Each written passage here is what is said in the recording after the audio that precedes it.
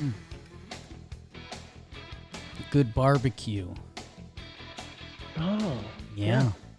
yeah. Good barbecue. Can we go down here? I've never been. Oh,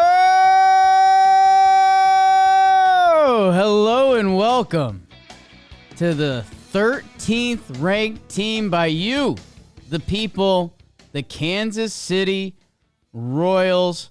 What a year they had. Let's talk about it with the DirecTV Rewind. If you're ready to transform your baseball watching experience, head to directv.com/JohnBoy or scan the QR code on the screen to learn more. Trev, this team pitched a lot.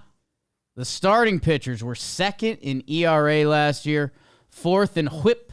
Lucas Ursek really locked things down in the bullpen, and they got some matchups down there. Although on the year, their bullpen didn't grade out well. Bobby Witt Jr. did one of the best seasons you'll see a player put together. That the Royals had a fun season, man. What did they do this offseason after going dancing last year? Went to the ALDS. I like the last couple off seasons have been really good for the Royals identifying needs and going out, whether it's via the trade market or the free agent market, and they've addressed the needs. They went and wanted to upgrade the bullpen. So they went and got Carlos Estevez, a guy that was with the Angels and the Phillies last year, 2-year, $22.2 million deal plus an option in 2027 for the club. So that's a guy that, can step into either the 8th or the 9th inning for you. And whenever you can sign someone like that for $11 million a year, you go do it. Teams take notice. My gosh. They wanted to get a little bit better about getting on base, so they went and acquired Jonathan India in a trade with the Cincinnati Reds. He'll probably be at the top of the lineup. They got him and Joey Weimer from the Reds for Brady Singer, who I'm sure you'll talk about in a little bit. Jonathan India going to kind of play probably all over the place, but you can bank on him being at the top of the lineup trying to get on base for our guy Bobby Witt. Weimer, you know him from Milwaukee, Cincinnati. Say his name, Jake. Joey Weimer. That's the one. They also brought in Ross Stripling, Kevin Biggio, and Luke Maile on on minor league deals. And then there were some guys they brought back. They re-signed Michael Wacha, which was big. They re-signed Michael Lorenzen to continue to bolster that pitching staff. They picked up an option on Hunter Renfroe, an option on Chris Stratton, and then signed Cole Reagans to an extension, kind of. They just bought out some RBers, 3-year, $13.25 million deals. It buys out 1 year of pre-arb and 2 years of arbitration. I'm all about that. Let the guy put some money in his bank account. So that's who they brought in. And again, I like the moves. They're very we need this. We went and did it. So good job. They also lost some people, Jake. Who was that? I don't know. I think I'm still in on Kevin Biggio. Who they lost. If you remember, they kind of had this alumni party at the end of the year that was Tommy Pham came into town. Paul DeYoung came into town. Yuli Gurriel. Those guys, they're out now. So is Adam Frazier. We'll talk about that in a little bit. Brady Singer, when I look at this board, he's the piece they gave up. He gave him 32 starts last year, 179.2 innings to a 3.71. That's tough to replace, but that's what they had to do to bring in Jonathan India. A couple other faces that have been around. The Will Smith World Series tour ends. Nick Anderson, he's in St. Louis. Good for him. And your guy, Robbie Grossman, still looking for a squad if you're hiring this year. Trev, the lineup, we know it was juicy at the top. It got really thin by the end of the year. What's it look like for 2025? It's the same. I think this is a really top-heavy lineup, and that I think is going to be – I don't want to say that's how they're going to go during the season, is how long their lineup can be, because they waited to the playoffs last year and they didn't necessarily have a long lineup, but they had a great starting pitching staff and, made some trades at the end, got hot, whatever.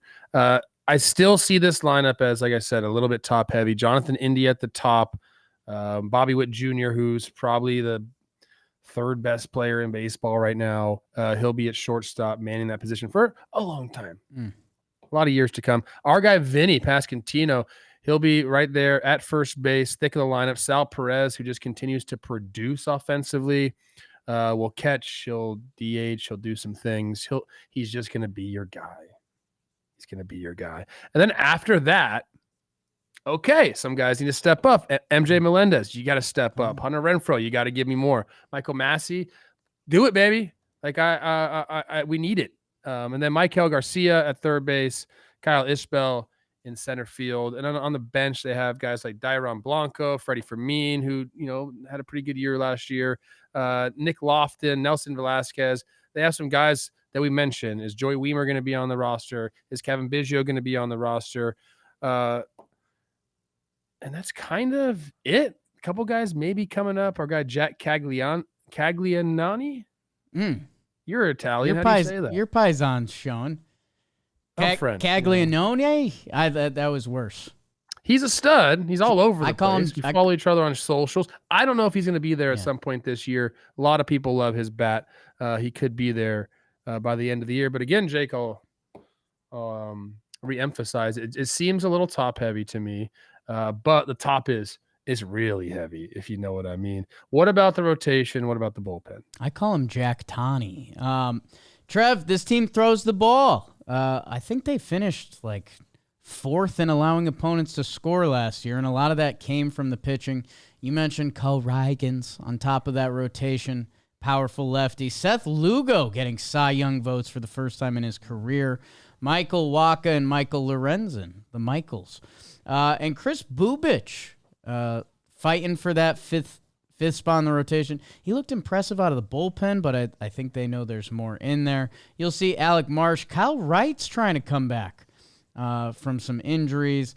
Lynch, Cameron, and in the bullpen, you mentioned Urseg and Estevez, the Killer E's. That's what they're saying in Kansas City.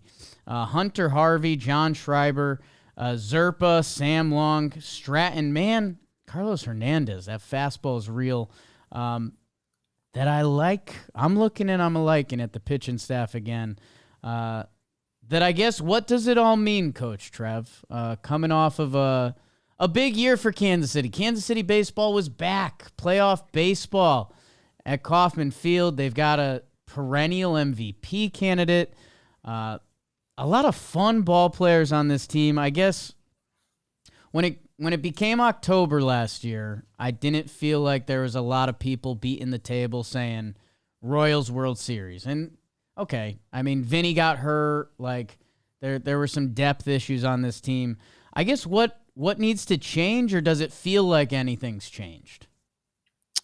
Again, they tried to pinpoint areas of need and go out and address them, but I still think look, they're not going to surprise anybody this year. How about that? Right. That's whether you want to believe in stuff like that or not. I think it is true. I think there's more pressure on this team than there was last year. Going into the year last year, it was like, all right, let's see what we got. This year, it's like, well, we fucking made the playoffs last year, won a series. Like, now that there's real expectations, which again doesn't mean that's bad for them. It could be great for them. Some guys could step up. I never made it to the playoffs, Jake, but who knows what kind of player I would have been if I did. Okay, I always like to think that about myself. I still think that they're going to be pitching based, and I guess we've said this about a lot of teams because it rings true. It's like, who's going to step up? Like, we know the guys that are going to put up numbers. Like, we know Sal's gonna probably drive in 100 runs. I wouldn't put it past Vinny to drive in 100 runs either. And then you have Bobby Witt doing his thing. But can Jonathan India, can the on base percentage approach 380? I don't know. Like, who's gonna step up at the end of the lineup? Is MJ Melendez gonna be someone that they thought he could be? Like, there has to be more than just those guys, because I mean, one injury to this lineup could really derail it. And I know we saw Vinny at the end of the year. That was a thumb thing, right? That's where I'm at with the lineup. I think the rotation is gonna continue to be their strong suit, and I think they've improved the bullpen drastically. Like, we didn't really see the best of Hunter Harvey last year. I think there could be like 4 guys the back end of that bullpen that you could be afraid of and they could use in high leverage situations, which is a nice number to have. So I think they're going to pitch. I think they're going to be able to close games out. I think they're going to be able to play defense. It's, what can we realistically expect offensively throughout the year? I don't think they have to give us much. But that's kind of where I'm at with this team. Like, I think this team does have um, like quite the difference between what I think is their floor and what I think is their ceiling. I think that's a pretty spacious. It's got high ceilings, if you know what I mean. That means there's a floor, but there's a lot, like their floor is pretty low to me. I got to be honest with you. I think they could fall below 500 this year, and I wouldn't Right. bat an eye. But I also think this team could win 92 games. They've So got like they've got like a spiral staircase that connects like the third floor I and don't the know. basement. What's DNA? I don't know. Oh, all right. It's a spiral. All right. No, and Trev, I guess I'm glad you went there. I didn't like how you got there, but I'm having similar thoughts because I want to dream on the next 5 years of Kansas City baseball being awesome. And like Bobby Witt, you have a superstar of superstars, but it's also like I can't really dream of Bobby Witt having a better season because guys don't do that. So like, okay, even if I copy and paste Bobby Witt, it's like, where can this team really grow? And like, I think Vinny could have a bigger season in him. They like we both like Michael Massey, and he had 100 games last year. Jonathan India. So like Salvi, I can't dream of the 45 homer Salvi season. Like I think Salvi's going to be out there and he's going to be Salvador Perez, and that's great. It's finding what is going to be the jump for this team, and you can kind of do the same thing with the pitching staff, man. Like when people are doing their Cy Young list this year, how many people are going to have Seth Lugo in their top 5? Because he finished second last year. Does Reagans have more in the tank? I mean, maybe. He finished 4th in the Cy Young, though. So it's like, it's one of these weird things where this team had a lot of good stuff happen last year, and you don't want to hold that against them. But I guess it's also this weird middle area of you're looking around the lineup or you're looking around the team as a whole, and it's, where does this team take a step up? I guess the only place that jumps out is the bullpen. Like a full season of Ursack, Estevez, and some guys fitting into roles down there. That if the Royals pitching as a whole is a problem, then I guess that is where this team could take a leap. Yeah, I mean, I think they're going to pitch. I don't think that's a question. I really don't. We might have seen the ceiling for that rotation last year, because it was pretty damn good. I don't know, like you said, Right. how much higher can you get? Bullpen, agreed. Full year of these guys, a healthy Hunter Harvey. Like these are all things that are obviously going to help. We have to find the guy that's going to step up in the lineup. I think it could be Michael Garcia. I'm on his Savant page right now. Like, doesn't swing and miss. He squares the ball up all the time. Not going to slug. Like, does a 25-year-old like find some slug in his swing? Like after 3 seasons, maybe that helps this lineup out. Maybe Jonathan India has a change of scenery and he is that dude. I don't think there's a lot of like people on the way as far as like, hey, prospects we can dream up and coming out and helping up in 2025. So yeah, I mean, I think, did we see this team's ceiling last year? I don't think it's fair to say that, but I think we got pretty dang close. Yeah, I guess I'll be interested. Everyone was healthy. Like, Royals fans, you're not Vinny at the end of the year, but like, I don't know, man. Yeah, that's the. I like you point at Michael Garcia. Like those year-end stats ended up in a bad place, and he was 24. He'll be 25 now. Like what can that look and feel like? I mentioned Massey in India, and hey, maybe when we go through the pitching factories in baseball, I the Royals don't get brought up, but I don't know, like Cole Reagans. I know they got him in the Chapman trade, and he had arm talent, but where he's at is impressive, and like they made bets on Lugo and Waka that other teams weren't willing to bet on. Like if teams want to outbid the Royals, they can. They didn't. They got those guys and they found something that, hey, maybe the Royals can tap into pitching. Rob's got some Royal highlights for us here. 3.48 ERA on the road. So if you're someone that's coming out in Kauffman Field, big outfield, like, no, this team pitched, especially the rotation. And I guess, Trev, that's maybe where we're being unfair, is that like, health and performance-wise, the rotation, that's tough to bottle up and plan for a year. And, hey, maybe they have depth pieces we're not talking about. Maybe they are one of the pitching factories we're going to talk about at the end of the year. But it's tough for – they had guys had big boy seasons last year. Yeah. Reagan's Lugo. Lugo. Really good year last year. They won 86 games, bro. Like, everything went right. They had basically 5 pitchers make all the starts. Like, you throw Lorenzen in there and it's 6. Right. A couple other guys had 1 or 2. But, like, they had basically a clean bill of health last year with a lot of guys producing at a very high level. If they just run it back and the bullpen's a little bit better, then what we can say they were an 88 to 90 win team, right? Like, that's, to me, does kind of feel like the ceiling, unless they make significant changes at the deadline, which maybe they will. But I feel like we're not being mean to the Royals. I really do think we saw some of their best ball last year, and that's okay. Yeah,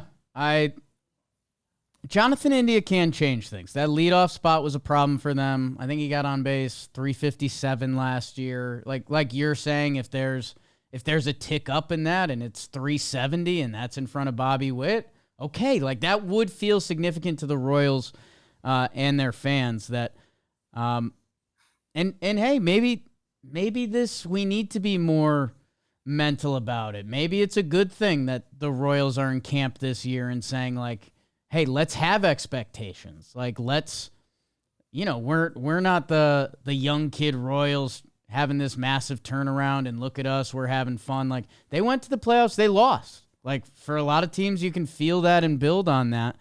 And yeah, I guess baseball is so tough that it's like, if Bobby Witt Jr. goes out and has a 7-WAR season, which is incredible, and there's so many guys in the league that can do that, that would be like 2 WAR less than last year. So I don't know. I think that's just being honest with everyone, what's spinning in our head right now. And yeah, I think the other thing that you and I just have the head tilt going on is, like, you're not seeing those AAA, AA guys that it's like, all right, maybe this guy gets tapped into this year. It is Caglianone, which I might be saying that right. I think I said it right. But I mean, he was, he was playing in college like last week with aluminum. But hey, maybe he's one of those guys. Maybe he is that dude. Go Gators. That maybe he's the difference, or maybe he's the trade piece that. I don't know. I think we look around at a lot of these Central teams, and I know I daydreamed of a Jock Peterson for this team. Like, who? I wish I could look at someone else and be like, they're gonna have an 850 OPS. Which would have, I think, would someone in the 8s have been the second best on the team last year? I think so. Yes, they would have. This team had MVP 2, Cy Young 2, Cy Young 4 on it last year. Right. That's nice. That's good. That's nice to have. I don't want to hold. Good season. I don't want to hold that against them, but we kind of are. Yeah, is that fair? Are we being stupid by holding it against them? It's like, Bobby Witt is probably going to be MVP 2 again this year. He could be MVP 1. Like, if Judge doesn't have a crazy historic year, like, he has a chance to. I believe it's his second highest odds of anybody behind Judge in the American League. So that feels like we're probably going to see a ton of seasons like that from Bobby Witt. He is, he's just that good. And here's what he did in innings 7 through 9, just a 1.1. OPS, which is the second highest in all of Major League Baseball, behind Juan Soto, who exited the MVP race in the American League because he went to the Mets. I don't know. I like this team. Again, I think their floor is about 500. I want to throw a couple challenge flags on us. Okay. Challenge flag. Just challenge me. I don't know. Tell me something. Jonathan India is a change. Yeah, you lost Brady Singer for rotation. Change. Right. Challenge you. I think Vinny has more in him. Yes. Like, if you go back to Vinny's rookie year, challenge accepted. Vinny was balling. He had a significant injury. Last year was his first full season back. He's 27. He's like in his prime, got his feet back under him. So, okay, lineup-wise, which is our biggest concern. I mean, we're honestly, like, what we've been saying is health. Like if Bobby Witt's out there, I don't have him having a 777 OPS. We're kind of living in fear of health, which I don't know if that's fair. Like maybe we should respect Lugo and Waka and these old dogs that know how to take care of their body more. I'm not really, because I always assume health. I'm just saying that my rosters that I really like have depth, and I don't know if they really have the depth That's here. fair. So that's That why is I'm fair. saying, like, there's a scenario where this team can win 90 games, and there's a scenario where this team can win 80 games. I think I don't really want to go much lower than that because I do believe in the pitching that much that I just don't think that I think they'll be in games. So like they just won't lose a ton of games because they're going to be in a lot of games, if that makes any sense. The floor to me is decently high for this team. It's just, yeah, where's the uptick? Where are the upticks going to come from? And I think that's a fair question. That's not, we want to see this team. This team needs to get a little bit better if they really have like World Series aspirations. So I guess I guess I'm an outsider looking in. I consider myself a baseball insider, but that's my question: is where are the upticks going to come from? And I think that's a fair, valid question for this team. Before we get into the over/under, division wise, again, this is your AL Central. We've talked about seemingly the core talent on your Twins. We've talked about where the Tigers are at, which feels, very similar in a different way, but the Tigers and Royals both had 86 wins last year. We haven't gotten to the guard dogs yet. I guess, is there anything you want to say about the Royals compared to the scope of the other three competitive teams in the Central? I think obviously I'm always a little bit biased with the Twins. I believe I went over their win total of 83.5. Is that what it was? I do. Let's see. If I had to choose between Tigers roster, Royals roster, gosh, they are similar, aren't they? Right?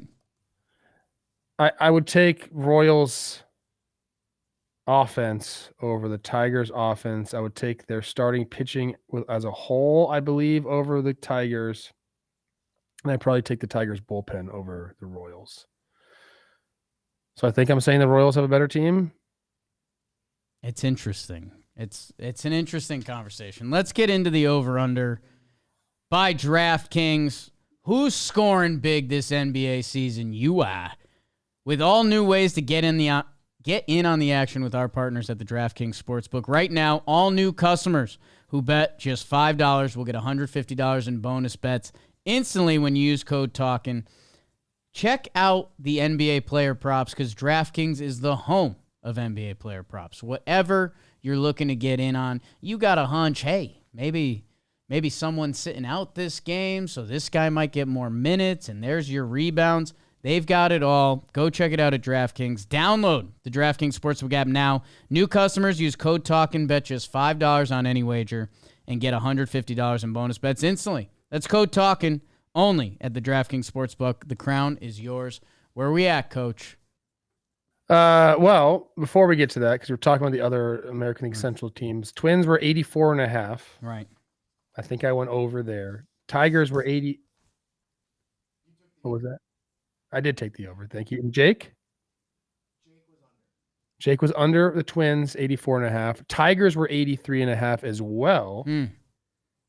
So that tells a lot of the story, by the way.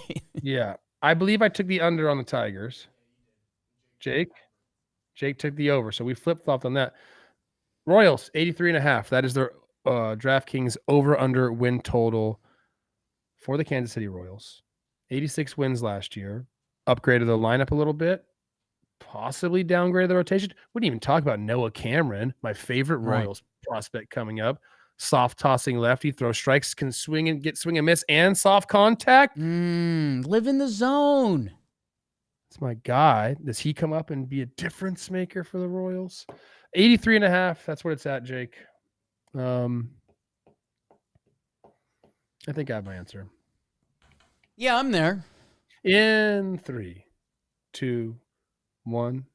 Over. Over. Yeah. I Yeah. like this team. I do. I think it'll. I don't want to discount the Guardians, and I really haven't dove into their team yet, and I'm sure that'll be juicy. But I think the Royals are going to be good again this year. I do. It's a baseball town, right? And I don't know. I think I guess the other spin I have for you for some of these young guys that need to go is now it's kind of go time. Like MJ Melendez, yes, you got a pretty swing, but the stats have been tough, dude. So like, we got to do this. Massey, we need you out there and contributing. Michael Garcia, like, if we're gonna be the Royals and we want to go to the playoffs and teams need to take us seriously, and I know the boys at Arizona camp said that's a pretty loose young locker room because it is, but also winning changes the expectations a little bit, and I like him. Freddie Fermin deserves some love. That guy's a good ball player. Yes, he could be. That could be a spot where they get some of the additional value offensively. So we'll see. They got some options. I want to see it happen. I want everyone to stay healthy again. But I think I could see this team getting. I see them at 86 wins again, something like that. Right on the precipice of a wild card team. I have a bet with Mike Moustakis. We haven't really come to terms yet on it about who's going to win the Central or finish with a better record, Twins or Royals. Just two old stags. Two stags. Just wow. Hey, Royals fans, you know your team better than us. You could probably pronounce your prospects' names better than us. Let us know what we missed. Let us know what you guys are dreaming on. The 13th ranked Kansas City Royals will be back with the top 12 Baker's dozen. We'll see you guys.